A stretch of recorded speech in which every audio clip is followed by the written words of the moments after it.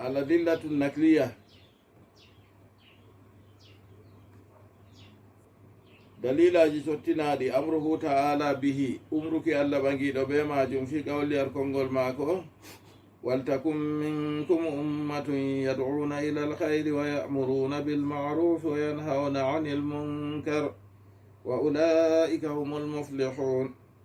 allah ceniɗo wi waltakum minkum yo laato nder moɗon ummatun ummatore yad'una ila alkhayri ƴownirore faago e khayru wa ya'muruna bil ma'ruf ɓe umra mbondi wa yanhauna anil munkari ɓe kada jankiraɗum wa ulaika ɓe aton ma humul muflihuna kamɓe gontiniɓe laaru allah seni wa ulaika humul muflihuna ha tamma wala tiniɓe feere se kamɓe ɗo ni andinima tilmugo kugal man sura al imran aya 104.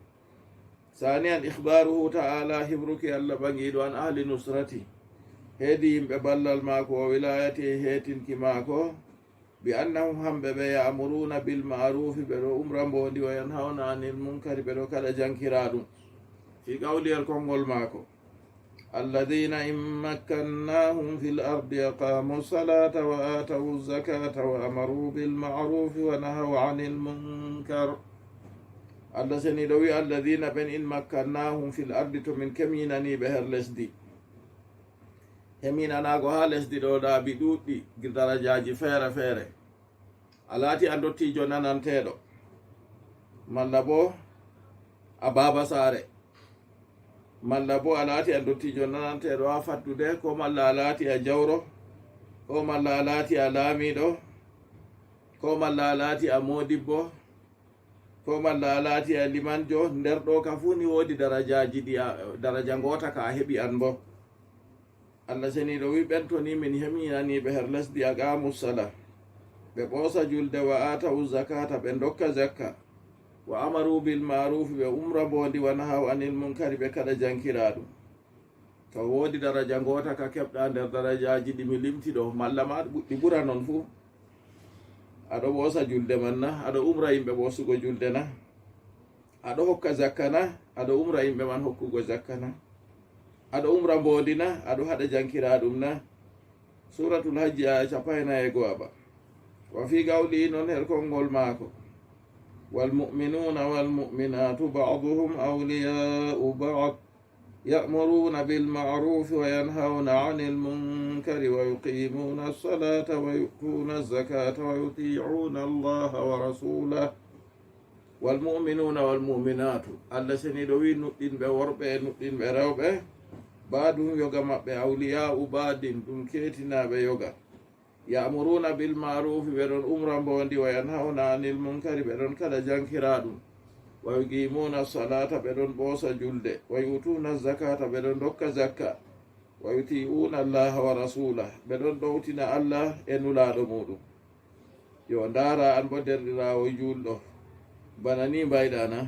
suratu tawba 17:1 aya 17:2 ba wa fi qawlihi subhana non hel konngol maako mo sene e wodani fima akhbara bihi heedi ko yecci ɗum an wali heedi walojo maako lukman alayhi salam wa huwa yaizubnahu lukmanu ɗon waajo ɓiyu ya bunayya aqimi salata wa amur bil ma'rufi wa anha 'anil munkari wasbir ala ma asabak inna dhalika min azmi al umur.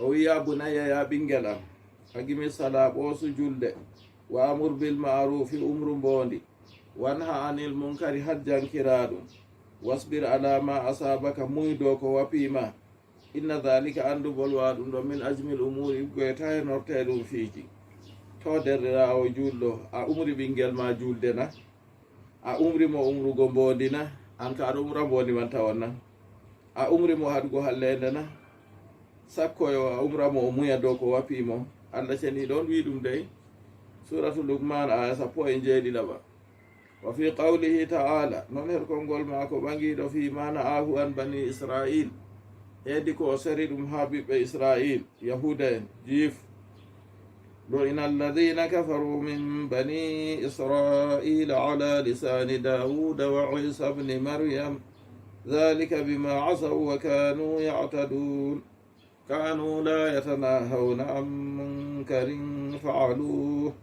لبئس ما كانوا يفعلون. الله سني دويل إن الذين كفروا من بني إسرائيل andu ɓen kufri ɓe israila lu'ina ɓe laanama ɓe toranama woɗɗineki hinna e ala lisani dawuda do ɗemgal annabi dawud wa isa bni maryam e ɗemgal annabi isa ɓi maryam.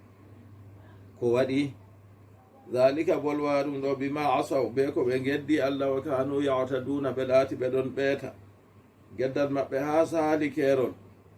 kanu ɓe laatake layatana hawna ɓe kaɗo o tirta an munkarin heedi jankira ɗum fa'aluhu ɗum ɓe kuuwi labisa da halli ma kanu yaf'aluna ko ɓe laati ɓe ɗon kuwa. suratul ma'ida. to aseto yimɓe haɗotirta kalleli ɗo sababu majum laani ore go hewtan yimɓe ɗay nasalullah salamata wal afiya. wa fi qawlihi ta'ala fi ma dakarahu an bani israil non her konngol allah ɓangiɗo har ko wolwi ɗum ha ɓiɓɓe israil min annahu ta'ala najja al amirina bil ma'rufi wan nahina anil munkar. kanko allah ɓangiɗo o hisni umroɓe mbondi e haɗoɓe hallende wa ahlaka tarikina li dhalika o halki accuɓe bolwa ɗum ɗo.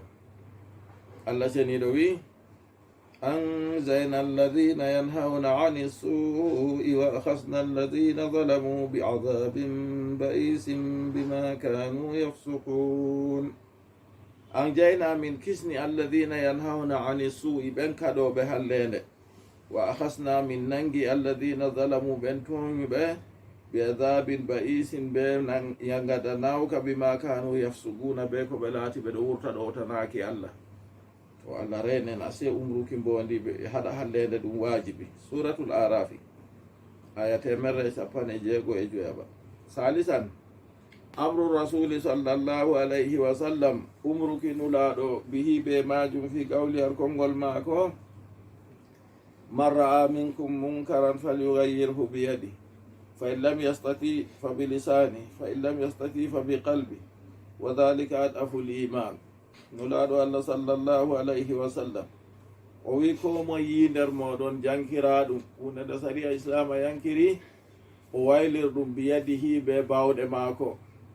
jungo ɗo na bawɗe on na jawmu bawɗe on on haɗata be jungo ngam haɗugo be bawɗe ɗo be jungo ɗo a andi ɗum ɓoccol ɗum haɓɓugo ɗum barugo to kanjum kana a yi ɗum bawɗe on huwata ɗon ɗo ɗo ka se laamiɓe se ardiɓe lesdi. to en lam yastati to o wawayi fa bi qalbihi ɓe ɓerde maako fa bi lisani ɓe ɗemgal maako. jonta ka bawɗe wala bana min be ma jonta ka nda ɓeɗo waɗa kalluɗum senoy to goɗɗo man modibbo nananteɗo fa bi lisani ɓe ɗemgal maako o waajo yimɓe man o yeccaɓe ɓe acca waɗugo kalluɗum ɗum.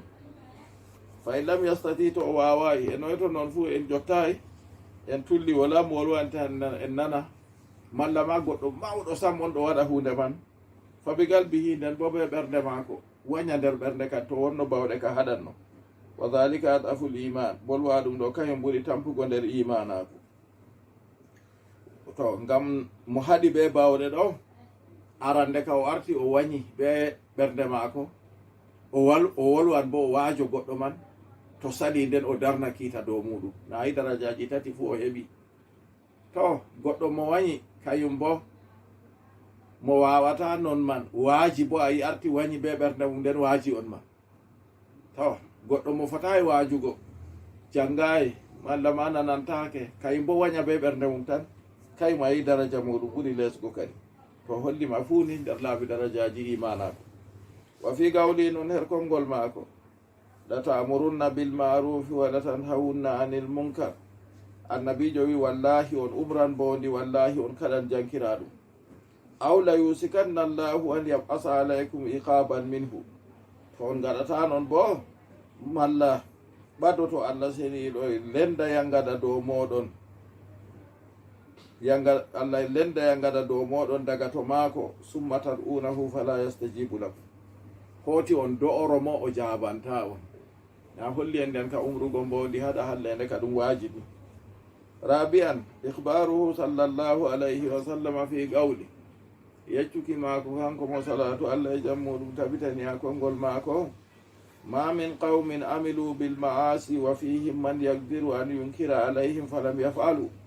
wala yimɓe kuwanɓe gedde nden ɗon nder maɓɓe ɓe wawi yankirgo ɗum nden ɓen man ɓe kuwayi illa yusiku an yaummahumullahu bi adabin min indi.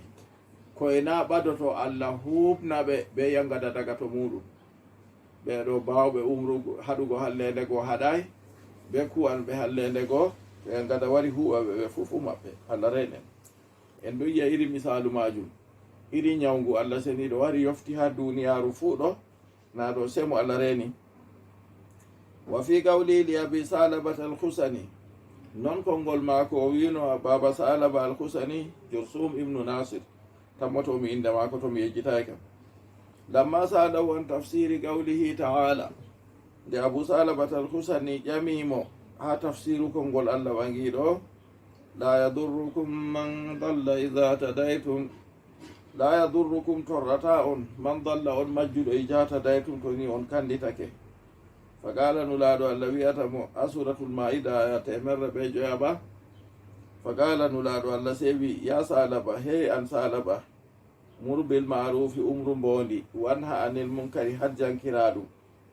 to tagu nani no la yadurrukum man dalla e jata daytum kanata tagu tamma kañum ka to ɗo juuɗa ɗo ɓoosi ɗo ɗowtani allah seni ɗo yedduɓe allah ka kamɓe andi accanoɓe. amma nanani nda ko annabijo wimo ya salaba mur bil marufi umru mbondi, wanha anil munkari hajjankiraɗum. fa ijarayata suhan mutaan, to ni ayi elede ɗowtanade, wa hawan muttaba'an e giɗaɗe nafsu tokkaɗe, wa duniyan mu'asaratan e duniyaru ɓurnandu, wa ijaba kulli jirayin birayihi e gawkinoraki kala jam dabare fu be dabare mum. yake man fa alayka bi nafsika, mi lisminima be nafsu ma kay. wada ankal awamma, accu ha hoore ma ɓurna yimɓe. inna min waraikum, nulaɗo allah wi anduɗon ɓawo mon fitanan fitinaji ka qita illaylil muslim, bataƴe jemma ñiɓɓuɗe. lil mutamassiki fiha, wodani jogitiɗo dina muɗum nder maje, bi misli lladi antum alayhi, ban yeru ɗum on goni dow man onon sahabo en ɗo. yake man moɗo jogiti dina bana yeru dina mon ɗo wodani mo ajru 50 minkum, mbar jaari bana yimɓe 50 nder moɗon. gila wiyama bal minhum ya rasulallah, accina nder maɓɓe kadi ya nulaɗo allah. kala nulaɗo allah wi la bal minkum, kay accu nder moɗon ni, li annakum tajiduna ala alkhayri awana, ngam onon on ɗo keɓa balloɓe dow hayru, wala yajiduna alayhi awana, yake mi wiɗo bo kamɓe ɓe keɓata balloɓe dow hayru.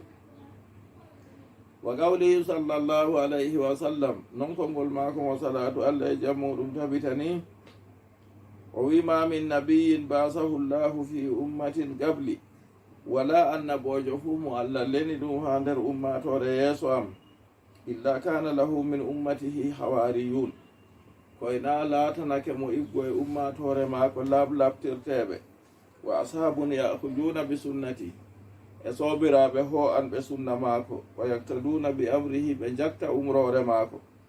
summa innahum takhlufu min badihim khuluf, hoti ɓawo ɗon luutotoɓe ɗon luuta ɓawo maɓɓe, woodi garanɓe ɓawo maɓɓe. yaquluna, ɓe mbiya ma la yafaluna, ko ɓe kuwata, wa yafaluna, ɓeɗo kuwa ma la yumaruna, ko ɓe umraka. to hakkil kadi derɗirawo julɗo ha dina ma ta gona bana maɓɓe. faman jahadahum biyadihi, mo honiri ɓe ɓe bawɗe mum fa huwa muminu, no nuɗɗinɗo. wa man jahadahum bi lisanihi, mo honiri ɓe ɓe ɗemgal mum fa huwa muminu, no nuɗɗinɗo. wa man jahadahum bi qalbihi, mo honiri ɓe ɓe ɓernde mum ɗum fa huwa muminu, no nuɗɗinɗo. wa laysa wara dhalika min al imani habbatu khardal, nulaɗo allah wi wala ɓawo bolwa ɗum ɗo ko ba gabbel seraho iggoye imanako. nda kalluɗum on goɗɗo ko be ɓerde fu o wañayi, to imanako woni kadi. wa qawli alayhi salatu wassalam, non konngol mako mo salatu allah e jam muɗum tabitani, indama su'il, wakkati nde o ƴamaman wa an afdalil jihadi, heedi ɓurɗum jihad. fa qala o wi kalimatu haqqin inda sultanin jair, kalimawol gonga heedi laamiɗo toñowo. kadi ɗo namoye fu foti kalimawol man ɗo. nasalullah salamata wal afia. salli llahumma wa sallim wa barik ala nabiyika wa rasulika muhammad wa ala alihi wa sallam.